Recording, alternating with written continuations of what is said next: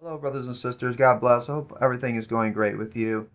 I was going to go over this conversation I had with an atheist for anyone that might be interested. And you can see the absurdity of the atheist position and what it's reduced down to. And I'm not speaking ill of this young guy. He was actually pretty nice and cordial. The conversation did get heated at some point, but then it ironed out.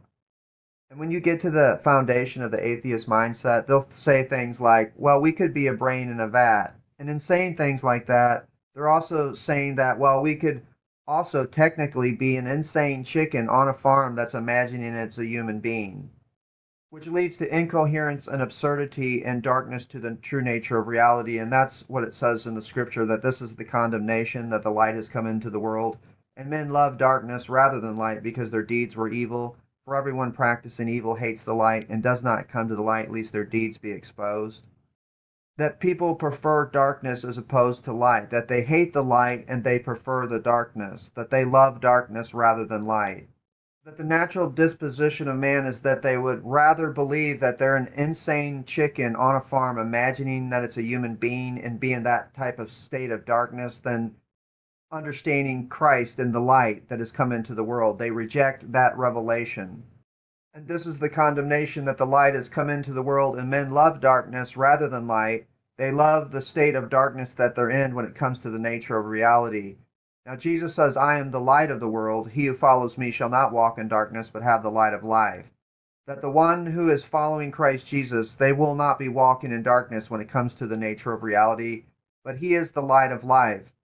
He gives us the enlightenment to what life is all about and the nature of reality and the dependent facts in it.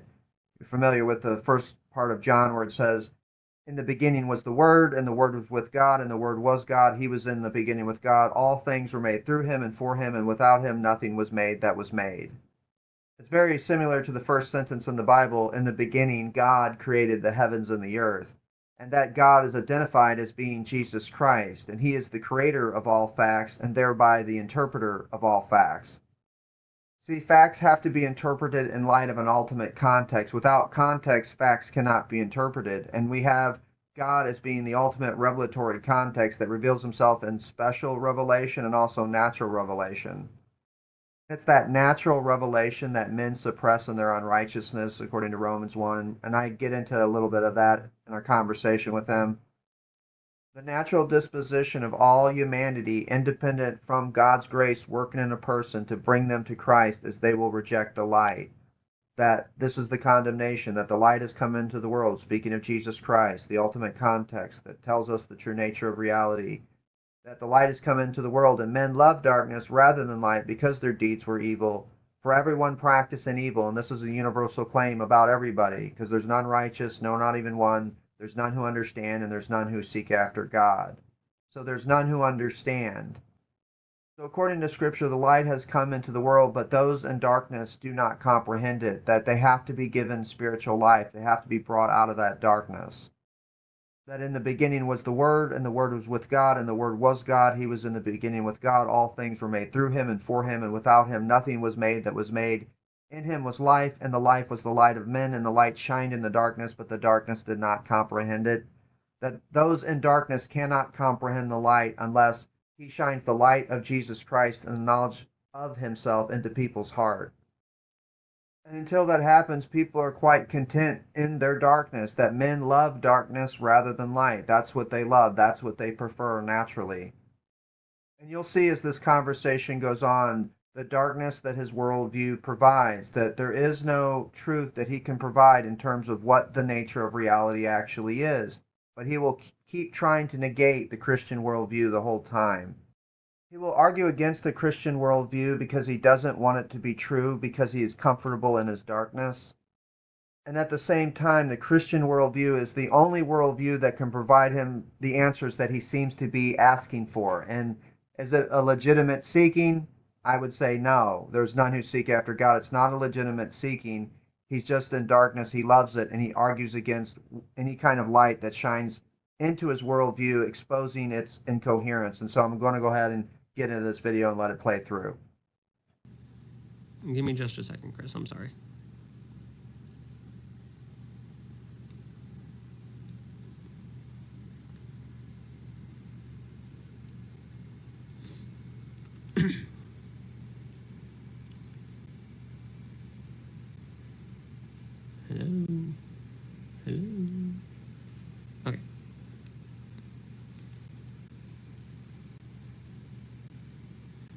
And boop.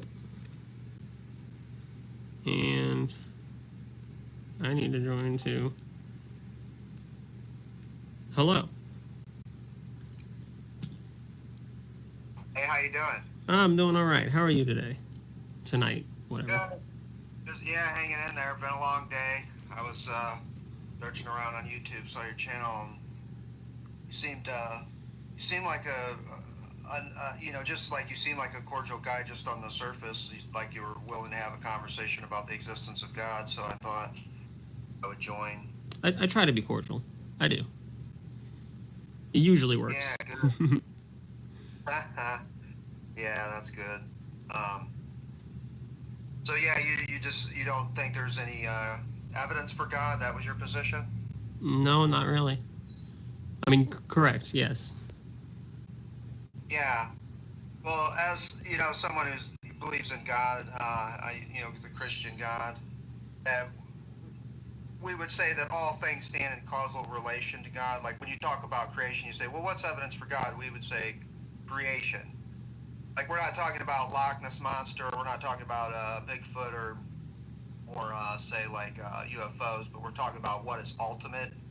Like what is the ultimate reason why anything exists, including the ability to rationalize love, life, personality, and everything in existence. What is the ultimate causation? And we would say it'd have to have some type of attribute of eternality. I don't know what your position as far as an atheist. Do you believe that there was some eternal ultimate, but from which everything came, or everything came from nothing? And we can get into that, but I would say that there would have to be an eternal ultimate foundation from which everything came, which is an attribute of God, eternality, and also preconditions of life, love, rationality, personhood, things like that. So like when you say, well, there's no evidence for God, well, we would say, creation itself, all temporal facts stand in as causal evidence for God. Well, I'd want to make clear a very important point. Just because we don't know how stuff works or how stuff got here or where it all came from doesn't mean it has to have been a god. So we might not have all the scientific explanations for everything. We have a lot of scientific explanations, including how things like morality and how we got concepts like logic and whatnot. We have understandings of stuff like that and how we evolved to be, how the planet was formed, how the universe began, all of that stuff. But just because we don't have the full knowledge and understanding of how everything works and how everything came from doesn't mean it has to have been a god. We have no reason to believe that a god even exists to begin with, so we don't even know if it can be a candidate explanation. Yeah, when you say we know, that like just because we don't know, like that's a universal claim in and of itself that would speak to the nature of reality, that all of humanity doesn't know, in fact, that there's a God. And that is not a claim you could instantiate from your position as a finite, particular, and a limited time index. But also when you appeal to science, all science conclusions are provisional, which means they can completely change with new data. About what they can be improved with new data. Was. They can be improved, and they have often been. But I don't think things like evolution are going to be going away anytime soon. Well, it just depends how you determine the nature of evolution and the data behind it too. I mean, there's even,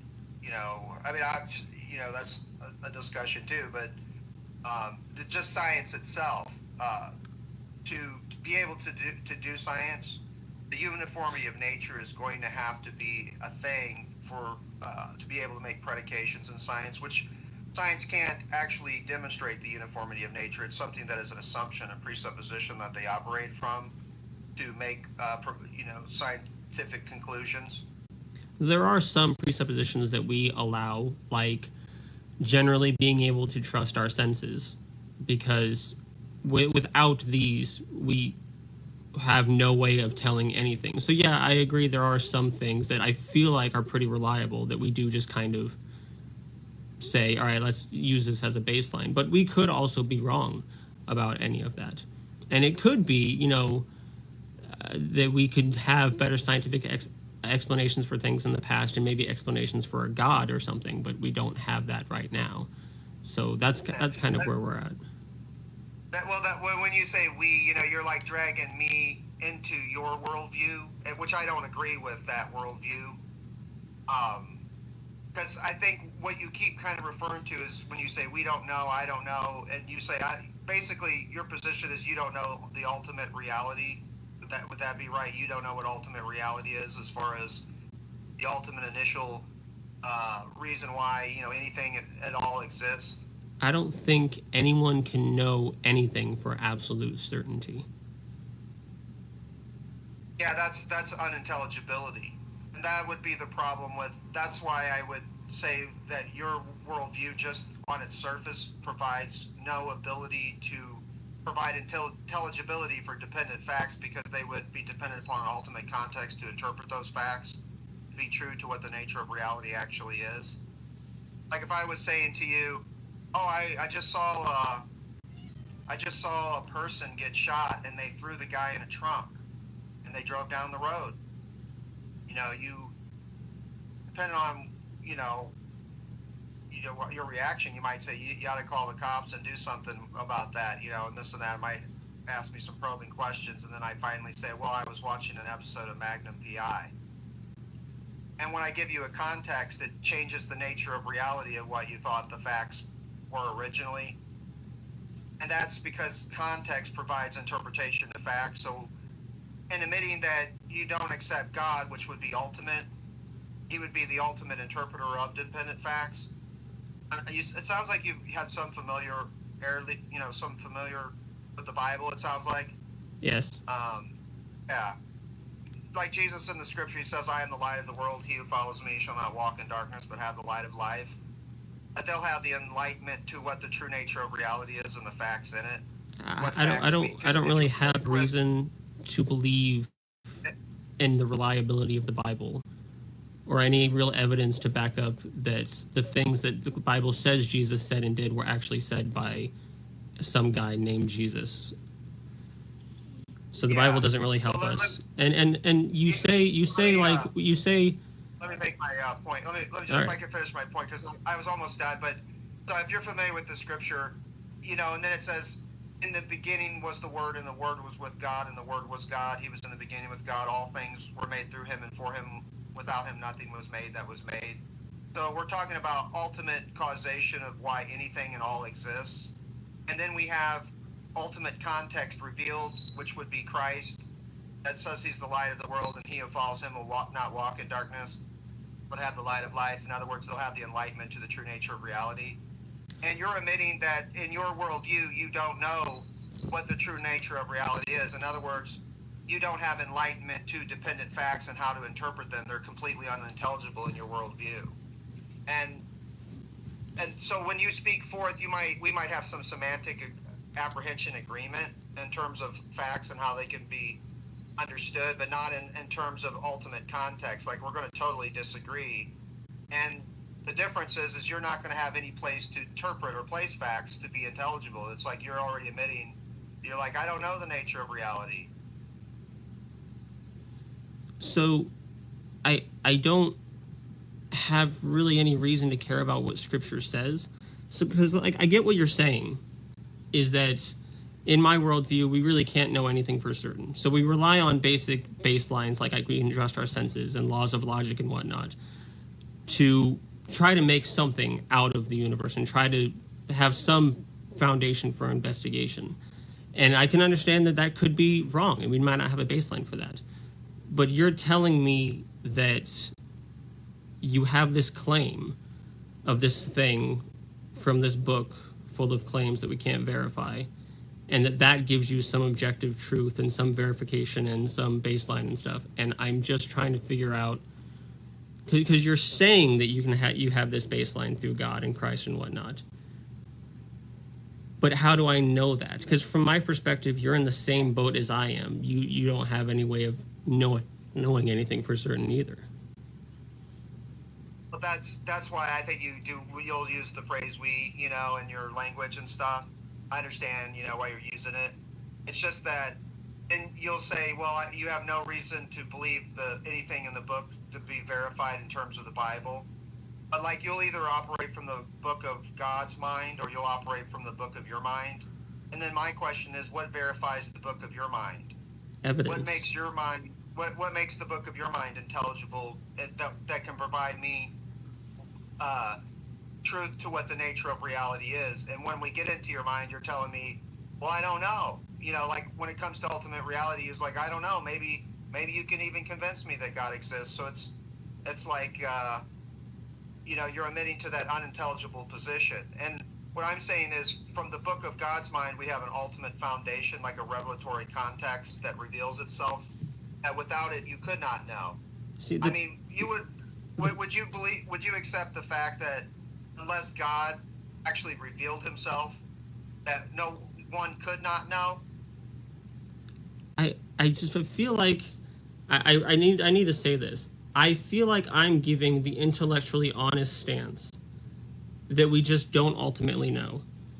And you just keep coming back to saying, I do know and we can know because of this person, this being that we have no evidence for from this book that we have no good reason to think is credible. And I understand it gives you that intelligibility if it's true. And it seems like you've settled on an answer. You've settled on an answer, and that's great. But I'm more concerned with having the correct answer than having an answer, and I have no reason to believe that your answer is the correct answer. So right now I have no answer, and I'm intellectually honest about that. And you have no way to verify your answer. You say you're intellectually honest, but you have no intelligibility there to really demonstrate any intellectual. It's just and I'm being honest about that. Hold on. It's just a worldview that's completely vacuous of any ultimate context to provide intelligibility to dependent facts to be interpreted to what the respective reality actually is. And that's the problem. Like, and that's why I say God makes Himself a necessity for truth. That when I asked you, would you accept that without God revealing Himself, you could not know? Like, you could not know God unless He reveals Himself. Like, He has to span the gap to reveal Himself. I'm sure He would. I guess you could say I would have to have something significant from God. Yeah, all dependent facts stand as causal evidence for God. Does it, though? If you don't accept that proposition, they can't be interpreted to be intelligible in terms of, if they're not accepted to be as, you know, in the beginning was the Word, and the Word was with God, and the Word was God. He was in the beginning with God. All things were made through Him and for Him. Why should I believe that, though? Without Him, nothing was made that was made. And that is revealed as Christ, as ultimate context to interpret facts. If you don't accept that, then you're just operating from your own finite, limited perspective. And I'm guessing, are you in your like late 20s or mid 20s? Late 20s. Yeah, like you haven't been on the planet that long compared to the span of existence, and you're trying to determine the nature of reality independent from God's mind. How do I know there is a God? I feel like we're both being broken records at this point because we've both explained our point multiple times. And what I'm hearing from you is, with this baseline of God, then we have intelligibility and whatnot. If that baseline is there, if God is there. And I can agree that if there is a God, He would be the baseline for everything and the creator of the universe and all of that stuff. If. It's the if. You're still not giving me evidence. You're saying if, then we'd have a better baseline. I'm saying we don't have that baseline, so it's just people trying to figure things out the best they can with what they have, and we get it wrong a lot, and we gather more information to get it more right, but it's always going to be at least a little bit wrong, and we're just trying to figure stuff out. And that's just kind of where it is. We're just beings doing what we can with what we got. And I can agree that if there is a God, that would make things a lot easier to figure that stuff out because the God would just have those answers. But that's still an if. I need evidence for a God. I understand that things would make more sense if there was, that would give us that good baseline and everything. But I still need that evidence for a God. Yeah, that's why I guess, if I could get you to understand that without without context, there's no intelligibility, that God makes himself not only a necessity for the preconditions of rationality, but for facts to be interpreted in light of an ultimate context that have to be revelatory, so that so when we speak out of our mouth, those facts are intelligible to what reality is. Facts Like and reason and logic like, and stuff like that come from the universe working how the universe works and us understanding it to the best of our ability. And we don't fully understand why the universe works that way, but that doesn't mean that it has to have been something else. Well, you keep saying we, and I just...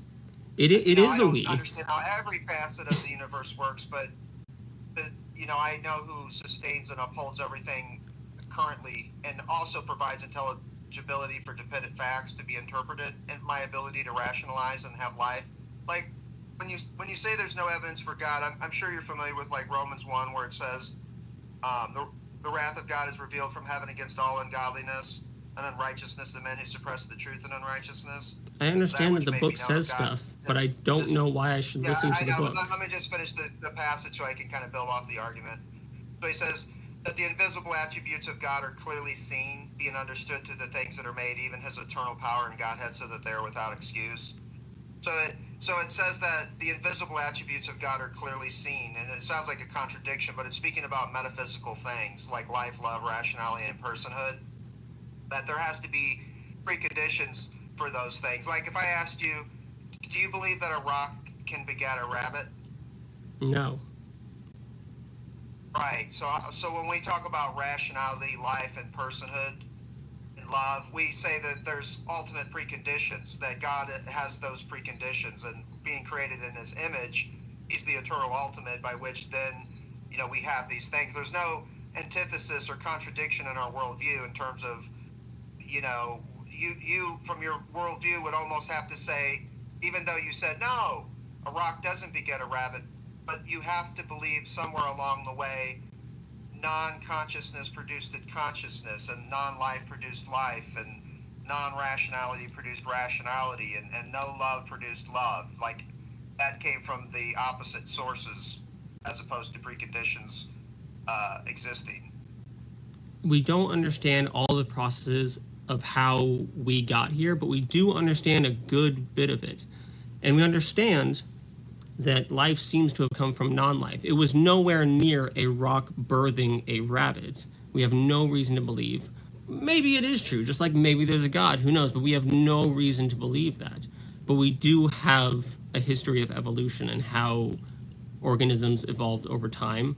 We have an explanation of how morality evolved through with human society as we learned how to deal with one another and work together for the betterment of society and the people in it. We understand things like logic and reason because the universe does just work a certain way. It works a certain way. And we are an emergent property of that universe, it would seem, just trying to figure out how it works. But it does seem to work in certain ways. There does seem to be set ways that it works. And just because we don't understand how that works, or how it got there, or how it seems so set, doesn't mean it has to have been something supernatural. You keep going back to, if it's a God, then I can have this baseline, this intelligibility, and this book says this, but I really, really do think it seems more likely that we're just things that came from the universe trying to figure out how the universe works to the best of our ability. And you're still not giving me any reason to believe in a God. Well, because if you don't, you have no reason to believe in that facts can be interpreted as being intelligible, because they can completely be changed. We can see how the universe works. I have a mouse. I have a mouse in my hand. I have a mouse. Let me finish. Depending upon any future discoveries, about the ultimate nature of reality, then facts then change to what you thought it would be. Like you're saying, well, we're searching for God in some sense. Well, what if you find God? Well, then the facts of reality completely change because now they're all God-created facts. Correct. And so you're admitting, but currently you're admitting to not knowing, and that's unintelligibility. And you're also trying to skirt around God's revelation to try to understand reality. Like when was saying if God has revealed himself in Revelation in terms of natural revelation, also special revelation, but then one says, well, I'm still going to find God, but I'm not going to find him through the means that he has provided, which is the scriptures and also the natural revelation revealed that indicates that there is God and the preconditions of life and rationality and things lie in him and his existence and his being. If one doesn't accept that, then they're arguing from the counter opposite, and the issue is then you're trying to skate around that revelation to get to God. And I'm just, in my mind, I'm thinking, would one think that, would you think that you could find God independent from his revelation? And I'm like, no way, whether it be natural or special. Then God should show up and make that revelation a thing. He did. That's why I believe in the person of Jesus. We have no reason to believe in anything divine about the person of Jesus.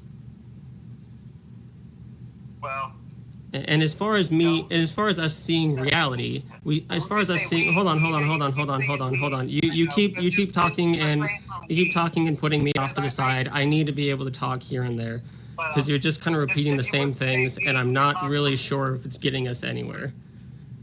Well, Drew, if you just not say we when you're talking about you, when you talk about we don't know the nature, we don't know that, well, just as you, because that's a universal claim you cannot instantiate. Then demonstrate that you have the understanding of the nature. Demonstrate that God exists. Demonstrate that you have that full understanding through this God that exists.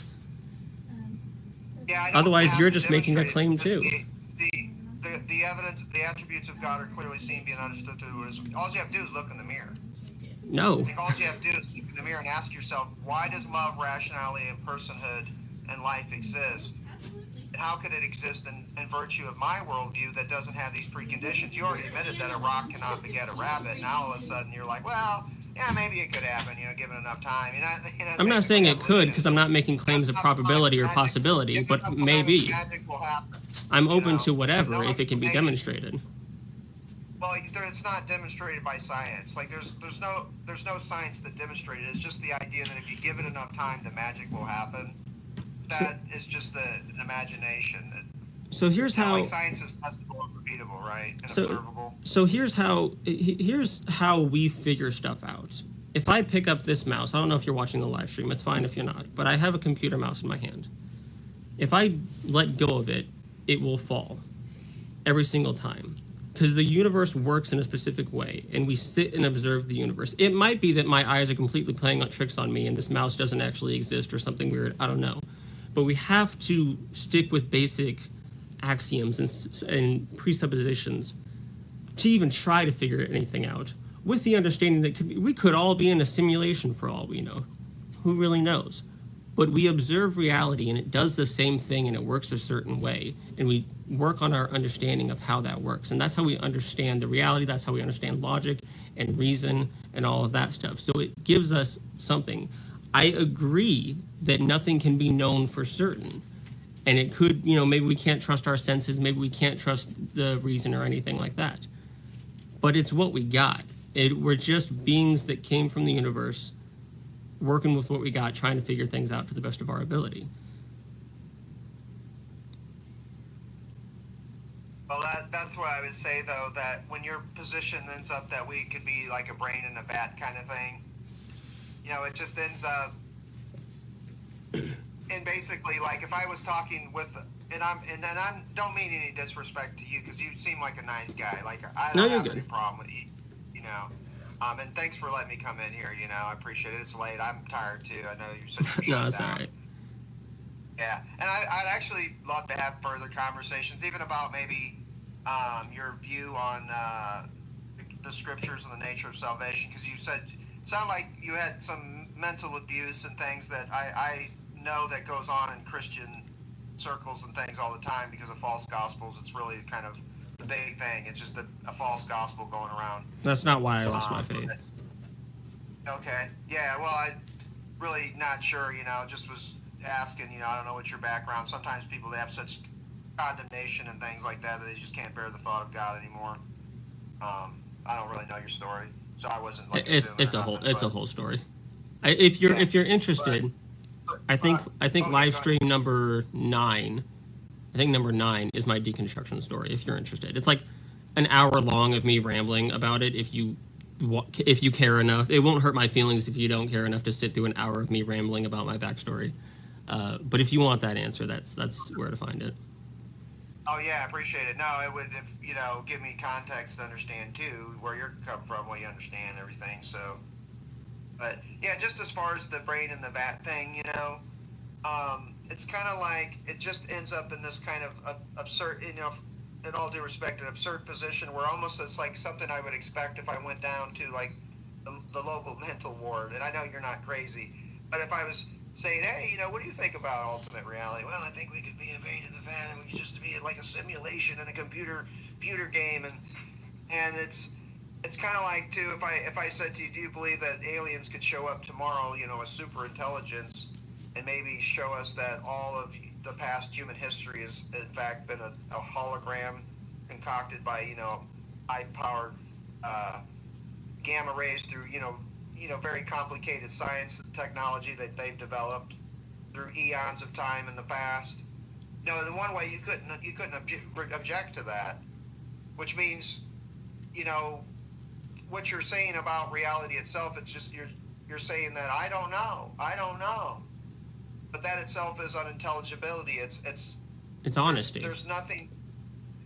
Well, when you say it's honesty, it may be honesty. It may seem honesty for you, but then again, like if I'm operating from the worldview that I know to be true, and without it, you can't know anything is true, which is the Christian worldview.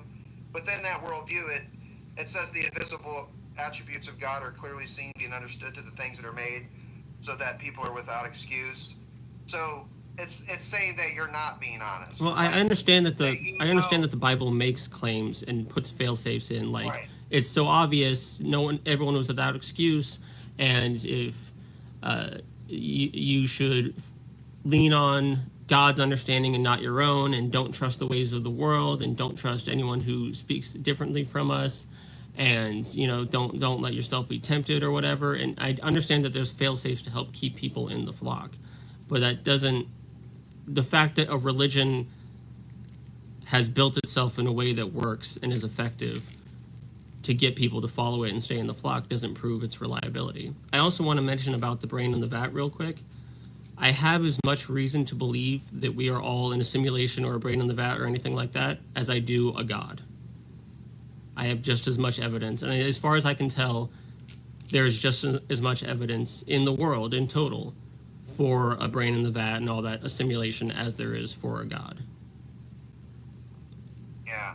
But what you're arguing for is the contrary. It's a impersonal ultimate that's unidentified, and that you can't establish. And because you can't establish it, because dependent facts are dependent upon, ultimate reality to interpret that, everything that you say that comes forth out of your mouth, while I might be able to semantically apprehend it, it will have no intelligibility to the respect of what the nature of reality actually is.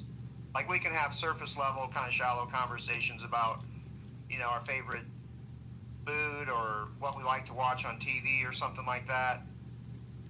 But even those facts, when you break them down and you follow the chain dependency to an ultimate context, you're not going to have one. It's just going to go off into a dark void that's not going to speak to what the nature of reality is. They're going to all into I don't know, which is intelligibility for everything. Why can't we not know? Like, why is it impossible for us to not understand the nature of reality? Like, why is that such a big issue? Like, why? Like you're saying you're seeming to suggest that we can't possibly be in a position where we don't understand the nature of reality. Why can't we be in a position like that? Like, what's wrong with me saying that we can't understand the position of reality? Well, if you're gonna assert what the nature of reality is not, like you're going to say it's not God, there's no evidence, then you're going to have I'm not asserting that it's not God. I'm just saying I have no reason to believe that it is. That's different. Okay, you're saying there's like an agnostic position. Agnostic atheism, specifically, or just atheism in general, is usually more of an agnostic atheist standpoint. Well, an atheist would be a positive assertion that there is no God, and an agnostic is going to. Well, that's historical atheism if you go and find the ultimate definition.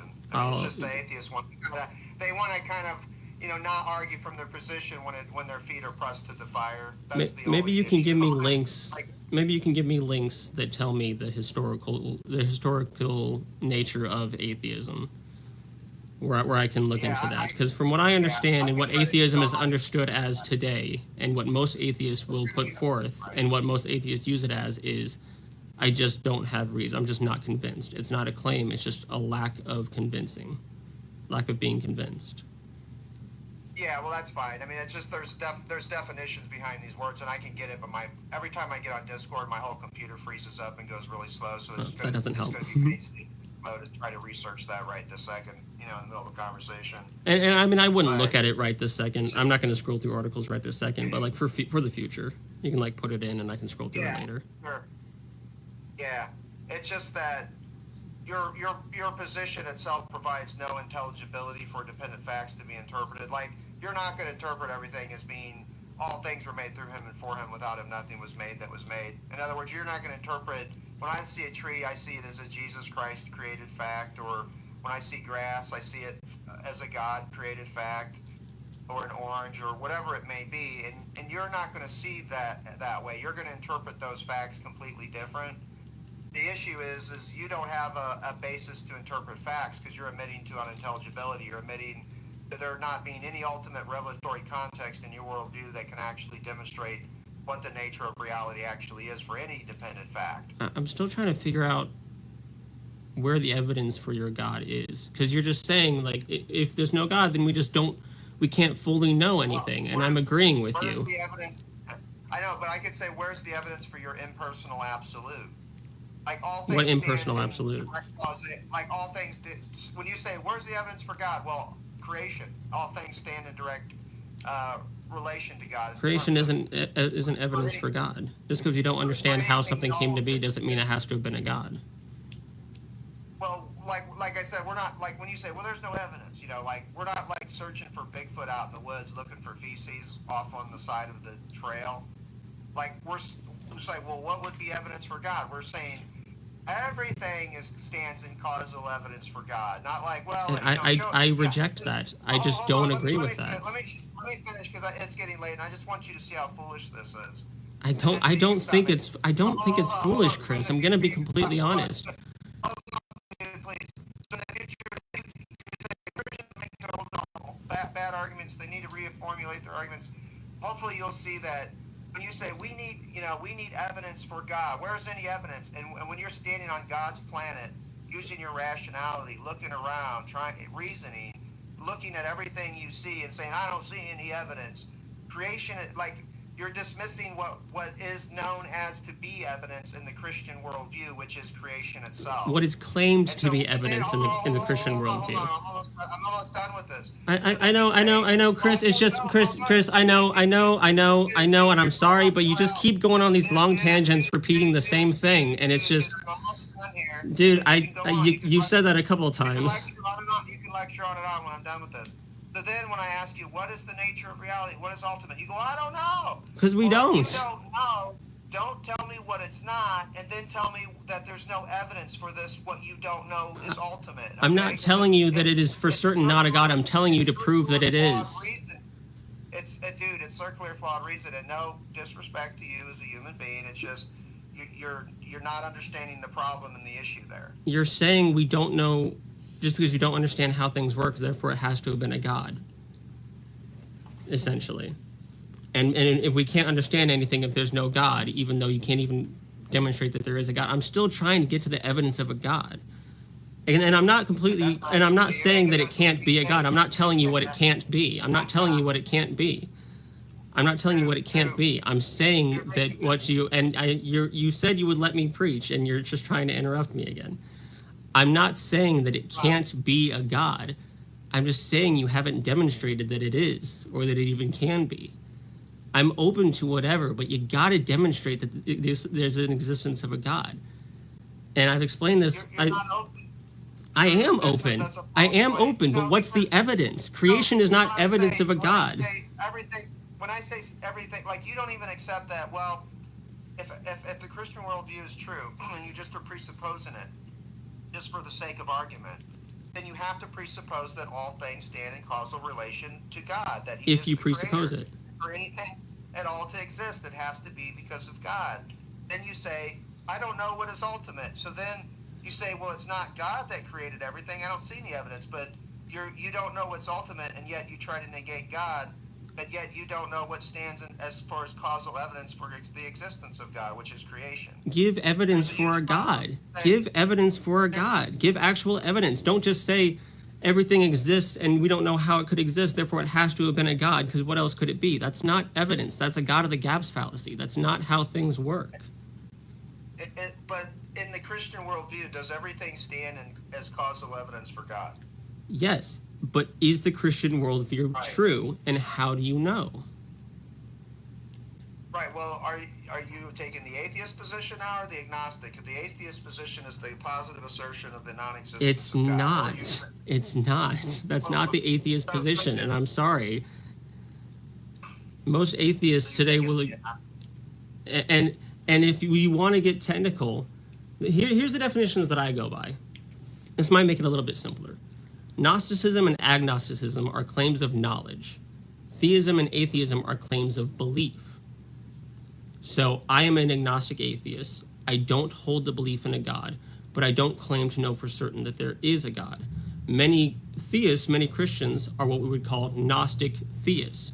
They believe in the existence of a God and claim to know for a fact that that God exists. Would you consider yourself in that category of knowing that a God exists? Yeah. How do you know that? Because without God's existence and revelation, you can't know anything. Who says we can know anything? I've told you multiple times, we're just beings trying to figure out how the world works. And we might be completely wrong. Nothing can be known for certain. And I'm agreeing with that. And you're still interrupting. I've been giving you a lot of opportunities to go on really long tangents. And then I get like a couple sentences in, and I let you go on another tangent, and then you interrupt me. You're just repeating the same stuff over and over, and it doesn't get me anywhere near evidence for a God. You've been saying there's no evidence for a God, right? There isn't. Over and over yourself. And you haven't given evidence. I don't have to because it's all right in front of you. But what you're saying is, well, that's not evidence. But then I say, well, what's ultimate? And you go, I don't know. Well, then don't tell me it's not evidence because then you're being a clown, right? It's not evidence. You don't see the illogic. You keep talking about logic, but you don't see the illogical contradiction in that. Well, what's the contradiction? I don't know what's ultimate, but everything doesn't stand in evidence for God. Well, how do you know that? Because what if down the road there's a God, and you're like, oh, well, I guess everything's. Well, then explain to me how it's evidence. Explain to me how it's evidence. Well, because without the non-acceptance of God leads to unintelligibility, and you have no preconditions for rationality. You have no ability to speak forth truth in terms of dependent facts when you utter them forth. They don't mean anything, and even you said it. You go, if I don't know ultimate, I don't know ultimate reality. That means when you speak forth, it doesn't mean anything. Like you're saying, when I speak forth, what I speak forth, you even said we all could be wrong. Well, sure. That's the case. If you don't know ultimate reality, everybody is just speaking out of their butt. No one. It kind of seems like that's what's happening. Well, I know it does. With all due respect, it does seem like that's happening because that is what your worldview will only provide. It cannot provide any ultimate intelligibility to what the nature of reality actually is. You're only going to be, like even your thoughts themselves are just a byproduct of a biological machine. Like you don't believe there's any transcendent ultimate metaphysical value to yourself. It's just, your brain is fizzing off molecules and forming thoughts, and and maybe they're true, maybe they're not. Well, they can't be true without ultimate context to interpret them. What's wrong with that being the case? What's wrong with there not being ultimate purpose or stuff like that? Like why does there have to be? Why does there have to be intelligibility for facts? Like ultimate purpose and ultimate stuff and intelligibility, sure. Well, how come we can't be in a position where we're just emergent properties of the universe trying to figure stuff out and really not knowing what we're doing? Why can't that be a thing? Well, if I said blah blah blah blah don't blah blah blah blah blah blah to you, what's that mean to you? We've come up with languages to describe the world around us, and they're all made up sounds. They're all made up sounds that we gave meaning to. If we were to give meaning to what you just said, it would have whatever meaning that we ascribe to it. Right, but in terms of when I spoke for it, like it came out as unintelligible. Like there was, like you don't know what the language would be. It just sounded like, and I didn't have any intention to what I said. I was just almost like just a blathering. I know. Right. Well, that would be the worldview without ultimate context. You're just speaking forth facts without them being able to be interpreted in light of an ultimate context. Like when you follow the chain dependency of the fact down to why anything at all exists, there is no reason. Well, so why can't that be the exist? Why can't that be the thing? Why can't that be it? Why does there have to be this ultimate like context and reason? And there might be ultimate context, but why does it have to be a situation where if we don't understand that, or if we can't understand that, then it all just gets thrown out the window? Why is that an impossibility of we just can't understand the universe that we live in? Well, because it's just that, well, one, it won't provide any intelligibility to life in the human experience in any kind of meaningful way. And if that's, so what? If that's what you want, Drew. If that's reality, I believe what I have reason to believe, and reality sucks sometimes. Hold on. When you say reality, that's reality. Reality speaks of a whole, and to interpret reality, you'll have to have an ultimate context to know what reality is, because upon ultimate context, it could change your whole. Because that's why you're saying, well, then maybe there is a God in a way with the agnostic part of your atheism. You'll say, well, maybe if there's evidence, I'll believe in a God if you show me. Well, that right there is an admitting, that your whole worldview can change along with the facts and everything in it, that you're just admitting to being in darkness, which is what Jesus said, I am the light of the world. He who follows me shall not walk in darkness, but have the light of life. You in life are walking in darkness to what the nature of reality is. On the non-acceptance of God's revelation, you can't interpret reality to be intelligible, and you're like, well, what's wrong with that? Well, it's just that it's a reality that doesn't make sense, What, so, like okay, I think there's... That's what, your conversation about reality will ultimately be. It'll be just something that doesn't make sense. It doesn't have any basis for it. I think the universe works in a specific way. There is facts and there is ultimate context of how the universe works and how all that works. That can be our ultimate context, is the universe does seem to work in a certain way. We don't understand that. And if we can't understand that, it sucks. If we have no way of understanding that, sucks. If we can't know anything for certain, sucks. That's... I'm trying to figure out why why it can't be a situation that we just don't understand reality.